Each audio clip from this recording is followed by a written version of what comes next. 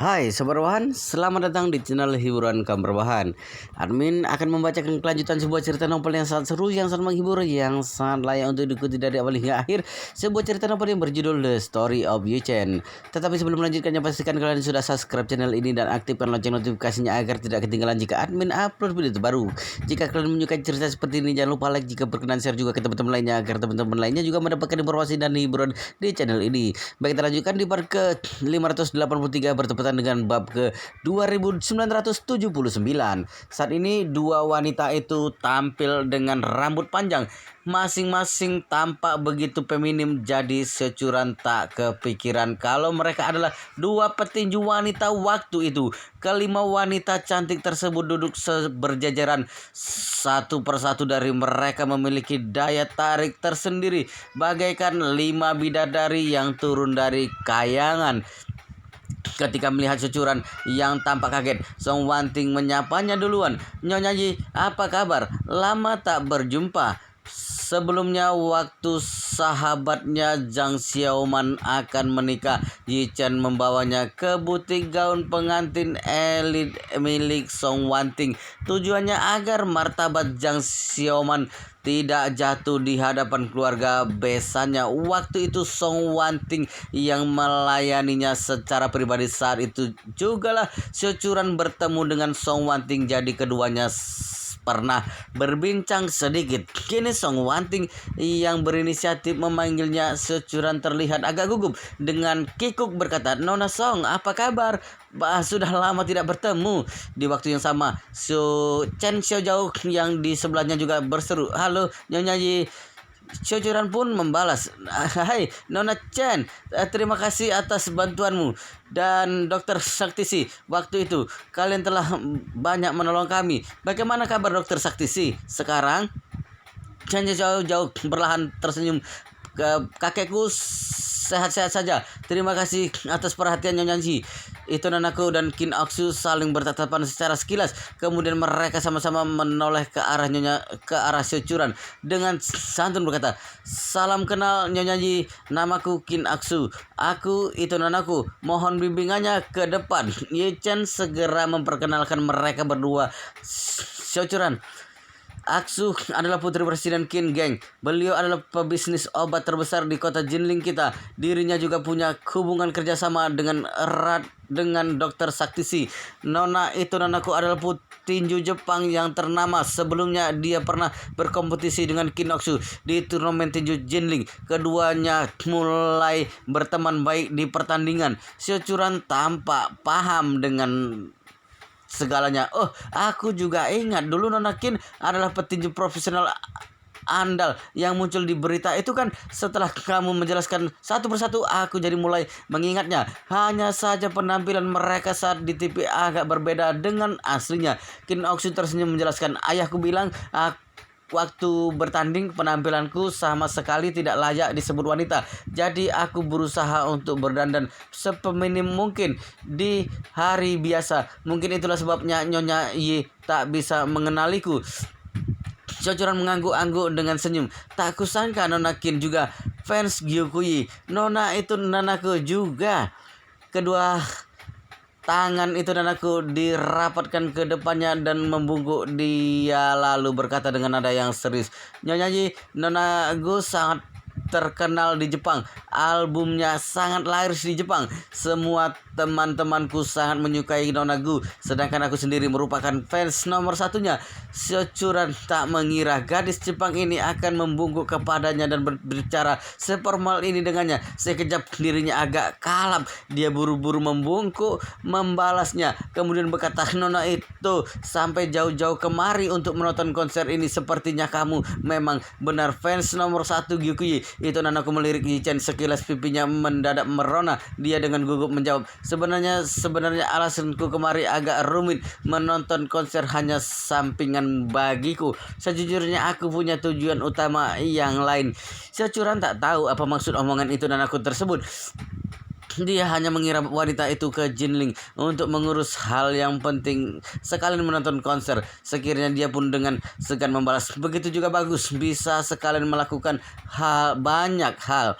Usai mendengar jawaban itu Nanaku yang penuh akan sesuatu itu, perasaan Yichen jadi agak tidak enak. Dalam hati berkata, jika terus membiarkan mereka berbicara begini, entah rahasia apa yang akan terbongkar. Yichen pun memutuskan untuk menyudahi percakapan mereka semuanya. Silakan duduk, kursi kami masih di depan sana, permisi. Setelah mendengar perkataan Yichen, sejumlah wanita tersebut mengangguk paham.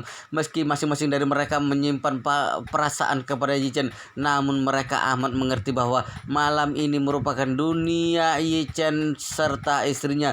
Mereka tak boleh mengusiknya. Di waktu yang sama Song Wanting berkata, Mas Tadi, Nyonya Yi, kalau begitu kami tak akan mengganggu kalian menonton konser. Jika senggang, kapan-kapan kita bisa makan bersama. Usai bicara, dia lalu melirik Siochuran dan menatapnya dengan serius. Oh ya Nyonya Yi, kalau ada waktu luang silakan datang ke grup Song. Belakangan ini kami perlu melakukan renovasi desain. Jika Nyonya Yi tertarik, kita bisa menjalin kerjasama. Siochuran yang tengah fokus membangun karirnya amat bersemangat mendengarnya. Dia selalu berharap dapat mengembangkan perusahaannya lebih besar. Dengan begitu, dia bisa meringankan beban pengeluaran yang ditanggung Yichen. Oleh sebab itu, setelah mendengar tawaran dari Song Wanting, dia segera mengangguk. Tak masalah, Nona Song, kapan Anda ada waktu? Biar saya langsung berkunjung. Song Wanting merogoh kartu namanya, kemudian menyodorkannya kepada Siochuran. Soal waktu akan kuserahkan kepada Nyonya Yi, saya lebih fleksibel. Siochuran pun berkata, Nona Song, bagaimana kalau hari Senin? Boleh, jawab Song Wanting dengan senyum. Kalau begitu sampai jumpa hari Senin jam 11 siang. Kita juga bisa merundingkannya sambil makan siang bersama.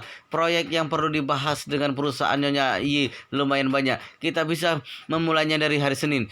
Siochuran amat kegirangan. Dia buru-buru mengiyakan. Tangannya menyimpan kartu nama tersebut sambil berkata, baik Nona Song, sampai jumpa hari Senin. Song Wanting mengangguk tersenyum dengan ramah. Baik Nyonya Yi, sampai bertemu. Yichen perlahan menarik lengan Siochuran dan mengingatkan, istriku, konsernya sudah mau dimulai. Sebaiknya kita cepat duduk. Siochuran setuju dengan Yichen. Dia lalu melambaikan tangannya pada sekelompok wanita tersebut, kemudian berjalan bersama Yichen ke tempat duduk mereka. Setelah duduk di kursi, Siochuran bersama dengan berseru dengan riang, wah, tak kusangka kita akan bertemu dengan banyak kenalan di konser ini. Oh iya, yang namanya Kim Ok-soo dan itu Nanako juga aslinya cantik sekali ya. Terutama itu Nanako, tampangnya rupawan sekali. Jika berdiri di sampingnya dengannya, aku jadi minder sendiri. Yichen dengan serius berkata, istriku, kamu juga sangat cantik. Sama sekali tidak kalah dari mereka. Tidak mungkin, balas Siochuran. Direktur Wang dan Nona Song begitu berkarisma. Aura mereka kuat sekali, apalagi yang namanya itu Nanako itu benar-benar sempurna. Dari mukanya, auranya, sorot matanya, dan bicaranya, bahkan dirinya sangat sopan. Seumur-umur belum pernah aku melihat wanita yang begitu sempurna. Yichen tak bicara apa-apa, tetapi dia agak sepaham dengan pendapat Siochuran. Itu Nanako melambangkan standar wanita Jepang yang sempurna dari segi penampilan, karisma, serta tata krama. Tak ada yang sanggup menyainginya. Meskipun selama ini Yichen selalu mencintai negara kelahirannya, namun dia juga mengakui kelebihan dari budaya klasik Jepang. Sebab dalam bidang ini Tiongkok yang sekarang sama sekali tak bisa mengimbangi negara tersebut. Wanita-wanita Jepang seperti itu Nanako telah melewati bimbingan yang ketat sejak kecil, merajut dan mengerjakan karya seni yang sejenisnya bukan satu masalah bagi mereka. Selain itu, sebagian dari wanita Jepang akan belajar cara merangkai bunga, menyeduh teh klasik dari waktu luang mereka. Talenta semacam ini semakin memperdalam keahlian dalam budaya mereka. Tentu saja ini berkaitan dengan pendidikan sendiri Sedari dini, seluruh masyarakat Jepang selalu mengajarkan anak perempuan mereka untuk menjadi istri yang baik dan kalem bagi suaminya. Jadi kaum wanita lebih terlihat lebih lemah, sedangkan di mata orang banyak. Sisi lemah juga merupakan sisi lembut seorang wanita. Keluarga itu sendiri merupakan keluarga Jepang yang dengan budaya tradisional yang pekat. Maka dari itu Yuhiko selalu berusaha membina putrinya menjadi yang terbaik di mata orang Jepang. Maka terciptalah pribadi itu Nanaku yang lembut dan pintar. Inilah sebabnya Securan merasa agak malu atau terintimidasi bila berdiri bersama itu Nanaku. Dirinya selalu merasa kurang dibanding dengannya. Xiao Churan mendesah dalam hati. Dia lalu mengalihkan pembicaraan ke Song Wanting dengan semangat berkata, bila kali ini bisa sukses menjalin kerjasama dengan Nona Song, perusahaan akan semakin maju. Sembari berkata, dia pun berkata pada Yi Chen, suamiku, grup di Hao adalah perusahaan terbesar di Jinling. Keluarga Song juga klan terbesar di Jinling. Seandainya kedua pihak ini bekerja sama dalam kurun waktu yang panjang, maka perusahaanku juga bakal tenar. Yi Chen berbaik hati menasihatinya. Istriku, kamu terlalu ambisius soal pekerjaan. Bukankah kamu sudah menerima proyek besar dari grup di Hao? Sekarang kamu juga menerima proyek desain secara perseorangan. Kerjamu sudah banyak sekali. Kenapa masih berpikir untuk kerjasama dengan keluarga Song lagi? Sebenarnya keluarga kita juga tidak kekurangan uang. Kamu tidak perlu bekerja seletih itu. Xiao Churan menggelengkan kepala dengan serius berkata, menitis karir tak semata untuk menghasilkan uang. Yang terpenting adalah melanjutkan apa yang sudah dimulai, melakukan apa yang terbaik. Contohnya, perusahaan besar dengan aset triliunan miliar dolar. Sejak awal bos mereka pasti sudah memiliki kebebasan finansial, tapi sekarang masih berjuang mati-matian demi kemajuan perusahaan. Aku yakin mereka sudah mendapatkan uang yang tak terhingga atau bahkan tak akan habis 7 turunan. Mereka tak bertaruh sampai akhir agar mengerjakan semuanya secara maksimal. Yi Chen sangat setuju dengan perkataan Xiao Churan. Di komunitas ini, sebagian besar masyarakat tak akan seantusias itu. Kebanyakan dari mereka memiliki pedoman untuk sekedar memuaskan diri sendiri. Asal dapat mencapai standar tersebut, mereka dapat menikmati hidup dan tak perlu lagi bekerja keras. Namun ada juga yang tak akan pernah merasa puas sepanjang hidupnya. Mereka juga akan menentukan sesuatu standar hidup. Perbedaannya yaitu walaupun telah mencapai standar tersebut, mereka tak akan merasa puas, melainkan terus menaikkan standar hidup mereka menjadi lebih tinggi. Orang dengan aset kekayaan ratusan miliar atau bisnisnya masuk ke dalam peringkat teratas dunia sama-sama mempunyai ambisi yang sedemikian rupa. Makanya mereka baru bisa semakin maju. Jika dipikir-pikir, sepertinya Securan juga termasuk tipe yang demikian. Hanya saja dulu dirinya belum mendapatkan kesempatan yang bagus untuk mewujudkan ambisinya. Akhirnya Yi Chen bertanya kepada Securan, istriku, menurutmu apa tujuan akhir dari usahamu? Securan berpikir sejenak dengan serius berkata, aku tidak punya tujuan yang signifikan. Aku hanya berharap dapat meningkatkan kemampuanku.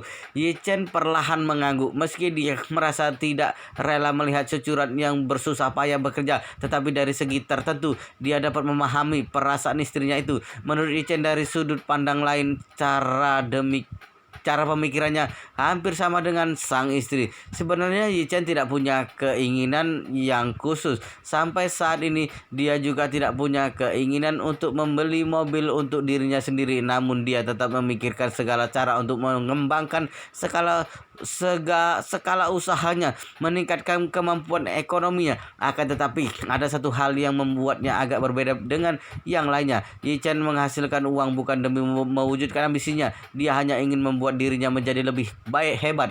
Kemudian menyelidiki penyebab kematian orang tuanya yang sesungguhnya dan membalas dendam pada musuhnya. Demi mewujudkan tujuannya tersebut, dia harus membangun pondasi awal yang kokoh, berusaha sekeras mungkin untuk melakukan yang terbaik. Saat pasangan suami istri tersebut tengah berbincang-bincang, seorang mendadak menghampiri mereka dan duduk di sebelah Securan. Securan refleks menoleh ke samping. Sekejap dirinya tampak kaget. Wah, Halo, Nona Su. Ye Chen mendongakkan kepala lalu melihat sosok Su Jiyu yang duduk di sebelah securan. Kenapa dia juga kemari? Su Jiyu sendiri turut kaget melihat dua orang itu. Dia dengan senyum berkata, "Ya ampun, Presiden Xiao, Tuan Ji, aku tak sangka kalian juga akan menonton konser ini." Securan membalas dengan senyum yang ramah. "Selama ini aku sangat menyukai Gikuyi, jadi aku berusaha mengajak suamiku untuk datang menemaniku." Setelah mengatakannya, dia kembali bertanya, "Nona Su, mengapa Bibidu tidak ikut denganmu?" Su Jiyu tertawa lepas. "Sejujurnya ibuku tidak segitu suka dengan tempat yang terlalu ramai. Lagi pula aku juga tidak berencana untuk datang. Cuman kakakku sudah membeli tiket ini. Dia juga fans berat Gikuyi. Hanya saja dia berhalangan datang karena sayang tiket ini terbuang begitu saja. Aku coba saja datang kemari menonton." Securan tersenyum menatapnya. "Suamiku juga tidak suka keramaian. Dia itu bukan tipe yang menyukai idola. Kali ini dia datang karena aku yang memaksanya kemari." Su Jiyu spontan melirik ke arah Yi Chen dengan senyum berkata, "Ternyata Tuan Yi tidak suka Gikuyi." Ucapan Su Jiyu terdengar menusuk bagi Yi Chen. Dirinya berpikir dalam benaknya, sebenarnya apa yang terjadi pada sejumlah wanita ini. Satu persatu terus mengatakan hal yang janggal, seakan ada udang di balik batu. Sesudah memikirkannya, Yi Chen sengaja mengalihkan pembicaraan di balik pertanyaan Su Jiyu. "Oh iya, Nona Su, bukankah kakakmu fans berat Gikuyi? Lantas kenapa dia tiba-tiba tidak bisa datang? Apa benar dia itu fans beratnya?" Jauh dalam lubuk hati Su Jiyu, dia amat jengkel mendengar perkataan Yi Chen. "Dasar brengsek, sudah tahu masih banyak tanya lagi. Kenapa kakakku tidak datang? Di dunia ini yang paling paham itu kamu." Mulai subuh ini Su Jipe sudah buru-buru bersujud ke jalan raya. Satu hari juga baru bisa menempuh beberapa kilometer. Sampai sekarang dia pasti belum keluar dari perbatasan Jinling. Usai mendengarnya, Securan spontan bertanya, "Nona Su, apakah kakakmu diculik? Kamu sudah lapor polisi?" Su Jiyu tersenyum pasrah. "Tidak termasuk diculik. Hanya saja untuk sementara kakakku tidak bisa kembali. Tetapi ini semua juga akibat dari ulahnya sendiri. Tidak bisa menyalahkan orang lain." Securan agak kebingungan untuk memahaminya. Bagaimanapun juga ini adalah masalah keluarga orang lain. Dirinya juga tidak enak untuk bertanya lebih detail. Akhirnya dia pun mengangguk berkata, "Maaf Nona Su, aku terlalu banyak tanya." "Tidak apa-apa."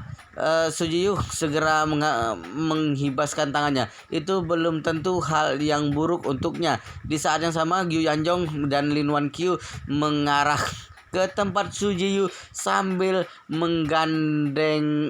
bergandengan tangan. Ketika bertatap mata dengan Yi Chen, keduanya hanya diam-diam menundukkan kepala tanpa dilihat orang lain. Lin Wan Qiu juga melambaikan tangan ke arah Yi Chen secara tertutup. Setelah itu dia pun duduk di kursi sebelah Su Jiyu. Sedangkan Gyu Yanjong duduk di samping istrinya tersebut. Mereka bertiga tidak saling menyapa. Jadi Securan juga tidak begitu memperhatikan pasangan suami istri itu. Namun Su Jiyu sadar ada orang lain yang duduk di sebelahnya. Ternyata mereka adalah Gyu Yanjong dari keluarga Gu dan istrinya Lin Wan Qiu. Awalnya Su Jiyu agak shock untuk beberapa saat, tetapi dirinya kemudian tahu harus berbuat apa selanjutnya. Su Jiyu memang berasal dari latar belakang keluarga yang terpandang oleh sebab itu dia lebih paham terhadap kondisi keluarga Gu, termasuk fakta bahwa Gu Yanjong dan Lin Wan Qiu adalah orang tua Gikuyi. Walau bagaimanapun ini adalah konser Gikuyi, sebagai orang tuanya wajar bila mereka berdua menghadirinya. Namun saat ini Su Jiyu merasa sedikit ragu. Dulu dia sering bertemu dengan Gyu Yanjong serta Lin Wan Qiu di berbagai rangkaian kegiatan Yanjing, tetapi seingatnya penampilan keduanya tidak terlihat semudah ini, terutama Lin Wan Qiu yang sudah pernah melahirkan anak usianya juga hanya lebih muda beberapa tahun dari ibunya. Tetapi kondisi saat ini tidak terlihat seperti ibu-ibu yang pernah bersalin. Penampilannya lebih mirip umur 30 tahun, bahkan jauh lebih muda dari ibunya. Sedangkan Gu Yanjong lebih menarik lagi. Dulu katanya dia sudah hampir meninggal karena kanker pankreas, namun siapa sangka dirinya tak hanya telah sembuh tetapi staminanya malah semakin membaik. Sebenarnya Sujiyu masih merasa shock melihat mereka, tetapi karena sudah duduk bersebelahan, dia pun merasa malu bila tidak menyapa mereka. "Bibi Lin, pamanku, apa kabar?" Mulanya Lin Wan Qiu juga tidak begitu memperhatikan wanita yang duduk di sebelahnya. Sebenarnya dia hanya diam-diam mengintip Xiao Churan yang duduk di samping Yi Chen. Dia ingin melihat sebenarnya sebesar apa karisma yang dimiliki wanita tersebut sehingga membuat Yi Chen begitu menyayanginya. Siapa sangka wanita yang duduk di antaranya dengan cucuran malah berbalik menyapanya. Dia pun meliriknya dan menyadari bahwa wanita itu adalah Su Jiyu dari keluarga Su. Lin Wan Qiu bertanya, "Oh, Jiyu, kenapa kamu bisa di sini?" Yu Yanjong juga sangat terkejut. Dia tak menyangka Su Jiyu akan berada di sini.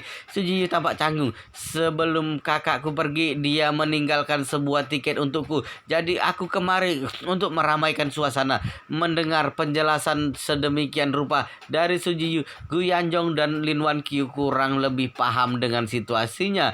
Mereka tahu keadaan keluarga Su sekarang, termasuk si JP yang memutuskan untuk bersujud sepanjang perjalanan ke Kuil Chongkang untuk menebus dosa keluarganya. Dia juga tahu sebelumnya Su JP terus mengejar putri mereka, Gyu Kuyi. Maka dari itu mereka pun mengerti mengapa Su Jiyu bisa muncul di sini. Lin Wan Qiu juga mulai merasa kikuk.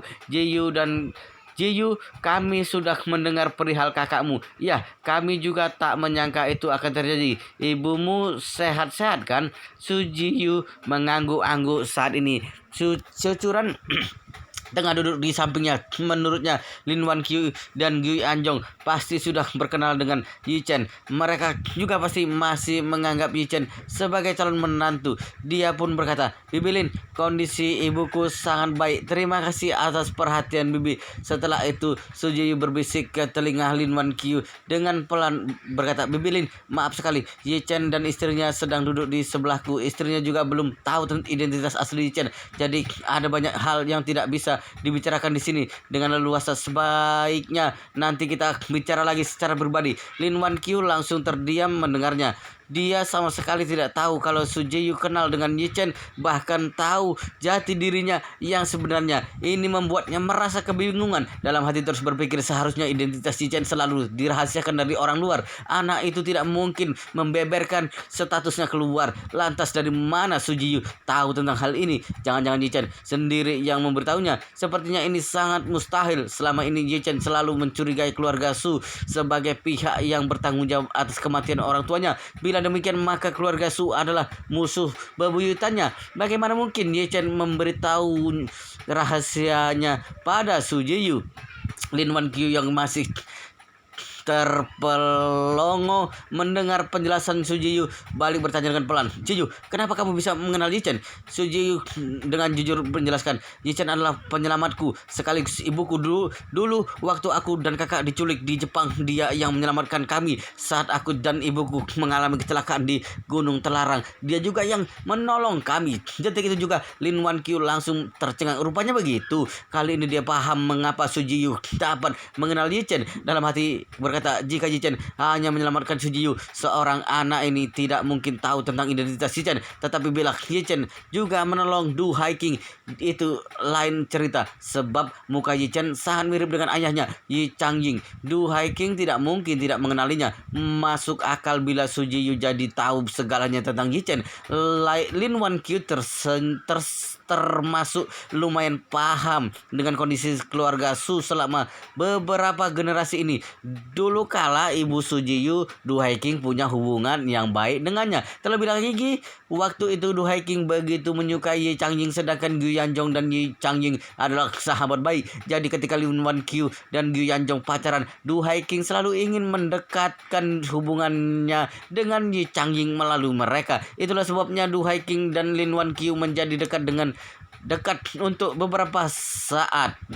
Siapa sangka usaha Du Haiking yang terus mengejar Yi cinta Yi Changying selama bertahun-tahun berujung kandas. Sebab setelah Yi Changying pulang dari luar negeri, dirinya justru pulang bersama An Chengqi yang cantik jelita. Setelah Yi Changying dan An Chengqi menikah, Du Haiking menikah dengan Su Shaodao dengan penuh penyesalan sebagai sesama wanita. Sebenarnya Lin Wan Qiu juga sangat simpatik dengan Du Haiking, namun dia paham bahwa namanya perasaan tidak bisa dipaksa. Bila seorang memang tidak mencintaimu, apapun yang kamu lakukan juga tidak ada gunanya. Saat memikirnya, hati Lin Wan Qiu ikutan memiris. Dirinya dan suaminya kemari untuk menonton konser putrinya. Beberapa kursi darinya ada sisi dari calon menantunya kelak, sedangkan di antaranya ada putri dari wanita yang dulunya mengagumi ayah Yi Chen, sekaligus punya dendam kusuman dengan keluarga Yi Chen. Yang paling anehnya lagi, ternyata Yi Chen pernah menyelamatkan anak-anak musuh itu. Dia bahkan menyelamatkan Su Jiyu lebih dari 1 kali. Saat ini Lin Wan Qiu mulai curiga Su Jiyu pernah diselamatkan oleh Yi Chen sebanyak 2 kali. Sekarang dia juga muncul di sini. Ini pasti bukan sekedar kebetulan. Jangan-jangan dia juga menyimpan perasaan terhadap Yi Chen. Semakin dipikir demikian, Lin Wan Qiu merasa ini bukanlah sesuatu hal yang tidak mungkin. Sebenarnya apa yang terjadi di sini? Ketika dirinya tengah mencemaskan apa yang akan terjadi selanjutnya, seluruh lampu di stadion mendadak padam. Artinya acara konser akan dimulai secara resmi. Sesuai dugaan, 5 detik sesudahnya lampu utama di atas panggung mendadak terang. Selanjutnya sebuah video diputar di layar panggung. Tampilan video tersebut agak kuno, penerangannya juga lebih kuning dengan latar belakang yang lumayan jadul. Di dalam video, seorang gadis cilik berusia 4-5 tahun mengenakan gaun bermotif bunga yang indah. Sepasang tangannya menarik ujung gaun di depan kue ulang tahun, menari dan menyanyikan lagu ulang tahun. Di sebelah kue tersebut, seorang bocah lelaki yang usianya lebih besar darinya tengah mengenakan topi ulang tahun. Dia menunduk, memejamkan mata, berdoa, membuat permohonan. Karena posisi kepalanya yang menunduk di dalam video, para penonton tak bisa melihat wajahnya dengan jelas. Tiba-tiba saja video tersebut berhenti diputar. Saat itu pula sebuah tulisan muncul di tengah layar. Gadis umur 3 tahun setengah tahun yang suka menyanyi dan menari dalam video ini adalah Gyukuyi. Ketika nama Gyukuyi muncul di layar, seluruh fans di tempat spontan bersorak. Banyak orang yang kaget, ternyata sedari kecil Gyukuyi sudah begitu cantik dan menggemaskan. Tak lama muncul lagi tulisan lainnya, sedangkan bocah laki-laki yang tengah berdoa tersebut adalah Pangeran Kuda Putih Gyukuyi. Di saat yang sama, suara teriakan dan fans langsung menggelegar. Mereka semua tak menyangka idola mereka, dewi mereka, rupanya memiliki seorang pria idaman dalam hatinya.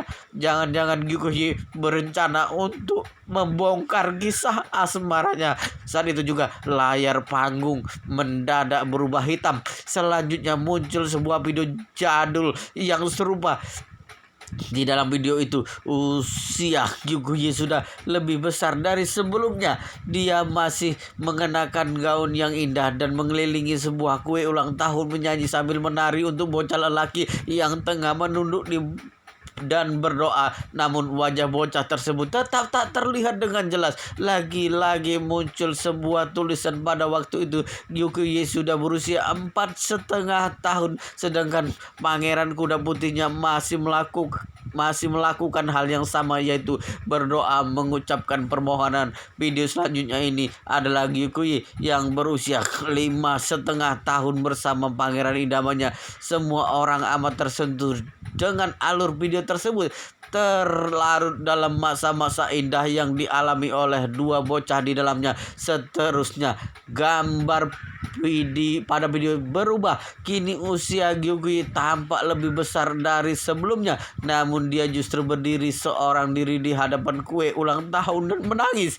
Muncul sebuah kalimat yang menuliskan Gyukuyi berumur 6,5 tahun. Tetapi kala itu tidak sama seperti yang sudah lewat.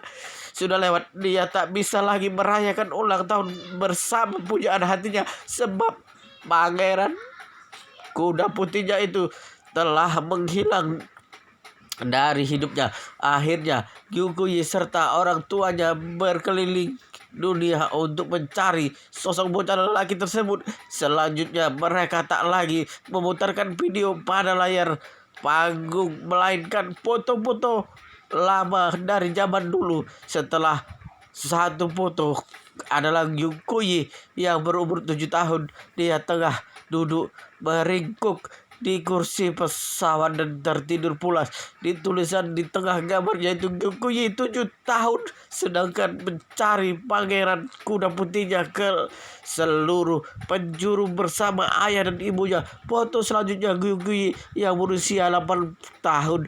Dia tengah berdiri di tepi kapal feri dan memandang ke ujung laut. Bertuliskan Gyukuyi 8 tahun sedang berlayar melewati laut untuk meneruskan pencarian. Pada bentuk Gyukuyi yang telah berumur 9 tahun, dirinya tengah menduduki kursi belakang mobil kuno, memandang ke arah luasnya langit kota dengan mobil yang melaju cepat. Gyukuyi 9 tahun tetap mengikuti orang tuanya kemanapun untuk menelusuri jejak pangerannya. Selanjutnya Gyukuyi sudah genap 10 tahun. Dia berdiri di tepi dermaga New York, Amerika, di samping patung Liberty yang terkenal. Gyukuyi 10 tahun pergi ke Amerika bersama ayahnya, tak pernah menyerah untuk mencari. Seterusnya adalah foto Gyukuyi pada usia 11 tahun, 12 tahun di Jeddah. Video seluruh penonton wanita di tempat sudah menangis terseduh-seduh. Banyak yang merasa terharu dengan realita dari cerita tersebut. Siapa yang dapat menyangka Gyukuyi yang terkenal, yang merupakan idola kaum pria dan wanita, ternyata juga seorang perempuan dengan kisah cinta yang pelik. Dalam 25 tahun semasa hidupnya, hampir 20 tahun dirinya terus mencari keberadaan pangeran kuda putih.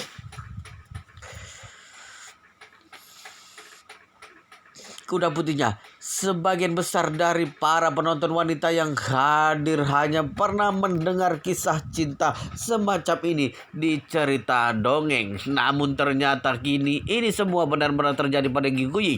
Yichen sendiri juga terdiam di tempat duduknya. Sejak tadi dirinya sudah berlinang air mata. Dia tak pernah menyangka Gyukuyi telah berkorban begitu banyak demi menemukannya. Mulanya dia mengira gadis yang usianya lebih muda 2-3 tahun darinya itu hanya terbuai oleh manisnya perjodohan masa kecil yang ditetapkan oleh orang dewasa di sekitarnya. Namun kini dia baru sadar ternyata hal itu telah tertanam lekat dalam hatinya. Sedangkan cucuran di sampingnya sudah menangis dengan sedih. Yichen dapat merasakan kedua tangan cucuran yang menggenggam lengannya dengan erat. Sujiyu yang terlihat tegar dari luar saat ini juga tengah menahan rasa harunya terhadap kisah cinta Gyukuyi. Terlebih lagi dia juga tahu jelas bahwa pangeran kuda putih pada cerita tersebut adalah Yichen yang dia sukai sejak lama. Sedangkan Gyu Yanjong dan Lin Wan Gyu saling bergenggaman tangan dengan menangis terisak-isak.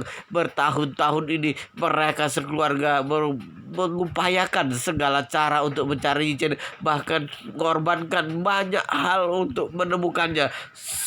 Syukurnya langit tidak mengecewakan kerja keras mereka. Akhirnya mereka dapat dipertemukan kembali dengan Yichen.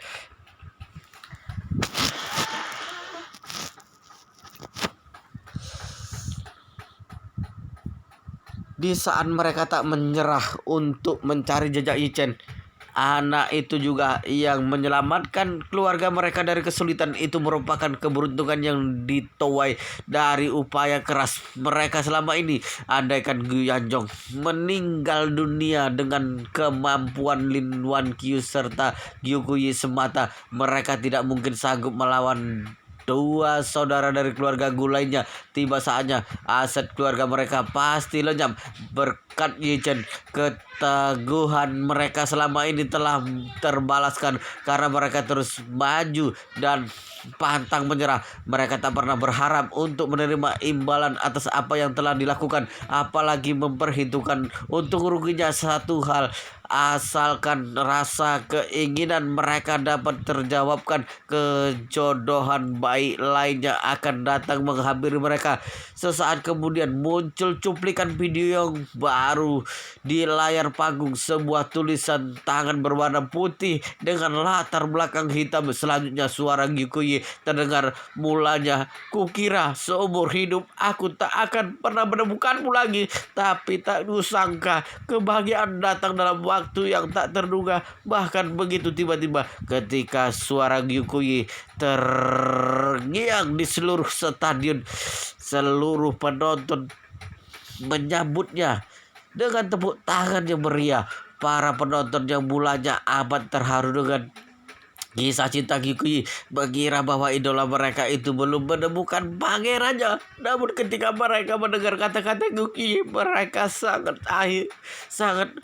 saat mereka sadar akhir cerita tersebut setelah berubah menjadi akhir yang indah. Ketika Gyu Kuyi yang mirip cerita dongeng itu ternyata memiliki akhir yang mengharukan, sekejap para fansnya turut larut dalam kebahagiaan. Di sisi lain, Shochuran yang tersentuh di itu dengan sedih berkata, mengharukan sekali. Aku tak pernah berpikir akan ada cerita yang romantis begini. Yi Chen tak sanggup berkata-kata. Saat itu juga dia mulai bertanya kepada dirinya sendiri, bagaimana caraku menembus pengorbanan Nanan selama ini. Ketika dirinya tengah ragu, lampu panggung mendadak menyala. Di waktu yang sama, alunan musik pun terngiang. Gyu Kuyi yang mengenakan gaun panjang berwarna biru langit muncul dari elevator panggung. Dia menggenggam mikrofonnya sembari berkata, dulu aku selalu menyanyikan lagu pribadiku, tapi hari ini aku akan menyanyikan lagu seniorku di dunia musik. Dua lagu ini akan ku persembahkan untuk pangeran kuda putihku. Ku harap dia menyukainya. Detik selanjutnya Gyu Kuyi mulai menjanjikan sebuah lagu asmara yang terkenal. Lirik lagu tersebut amat menggambarkan pengorbanannya selama ini untuk Yi Chen. Membuka awan gelap di langit, indahnya bagaikan pelundru biru. Ku akan menjelajahi gunung untukmu, tetapi aku tak peduli dengan pemandangan. Ku ingin kamu memiliki keberanian untuk menyebarkan pesan itu dengan peta cinta. Ku harap kamu tidak lupa, aku akan melindungimu selamanya. Tak perlu berkelana lagi. Cinta adalah satu kata. Aku hanya mengatakannya satu kali. Kamu tahu bahwa aku hanya akan bertindak untuk mewakili, mencari bayanganmu di kota yang ramai. Kebahagiaanmu adalah kebahagiaanku. Lirik lagu tersebut begitu indah, ditambah dengan suara merdu Gyu Kuyi sekaligus sistem audio terbaik yang telah dibayar mahal oleh Su Jipe. Hasilnya benar-benar luar biasa. Yang terpenting yaitu tak hanya lagu pilihan Gyu Kuyi dan suaranya yang bagus, gabungan video dari awal acara dan setiap lirik lagu Gyu Kuyi sangat pas, membuat orang yang mendengarnya merasakan getaran yang cukup kuat. Siapapun dapat merasakannya. Bagaimana pengorbanan yang telah dilalui Gyukuyi untuk sang pria. Seberapa dalam cintanya padanya. Para fans di tempat bercucuran air mata. Tak ada satupun yang menyangka demi idaman mereka ternyata harus mencari separuh jiwanya ke seluruh pelosok dunia, bahkan mempertaruhkan segalanya hanya untuk menemukannya. Akan tetapi sebagian dari fans pria Gyukuyi juga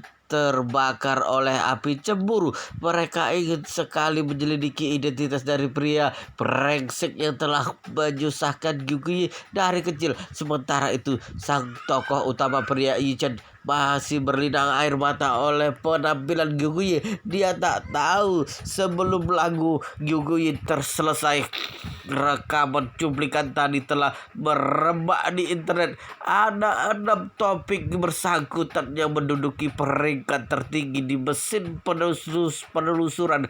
Posisi pertama yaitu Pangeran Impian Gyukuyi dulunya pernah menyelamatkan negara. Kedua, akan ku hajar pangeran sialan itu. Faktor yang menyebabkan munculnya topik sedemikian rupa yaitu karena komunitas fans Gyukuyi menyatakan bahwa mereka hendak memberi pelajaran pada pria yang telah dicari idola mereka selama hampir 20 tahun itu dan menghajarnya. Mereka ingin bertanya pada pria tersebut kemana saja dirinya selama ini. Sampai-sampai Gyukuyi harus susah payah mencarinya sejak kecil. Warga-warga internet tak berhenti memberikan komentar yang beragam. Ada yang terharu, kagum, dan mengucap selamat. Namun kebanyakan juga menunjukkan keirian mereka meski tak berada di tempat. Para fans pria Gyukuyi yang melihat video tersebut dari internet langsung meledak karena cemburu. Ada yang bilang bahwa Pangeran Kuda Putih Gyukuyi itu lelaki bejat, tak punya otak dan tak punya moral yang rendah. Bila tidak, mana mungkin sampai hati membiarkan Gyukuyi menderita seperti itu. Bahkan ada yang berkomentar tak akan ada pria yang menolak wanita sebaik Gyukuyi di dunia ini, baik dulu sekarang maupun nanti. Maka dari itu Pangeran Kuda Putih yang tak diketahui identitasnya itu pasti seorang biksu suci yang lebih keterlaluan, yaitu mereka menyatakan bahwa Gyukuyi tidak boleh dimiliki oleh siapapun secara perseorangan sebab Gyukuyi adalah milik seluruh dunia. Seandainya ada pria yang hendak memilikinya sepenuhnya, maka itu sama saja musuh dunia. Yichen tak menyangka pada konser Gyukuyi yang baru dimulai ini dirinya telah menjadi musuh dari seluruh penduduk dunia. Kini janjian Gyukuyi yang sebelumnya telah berakhir.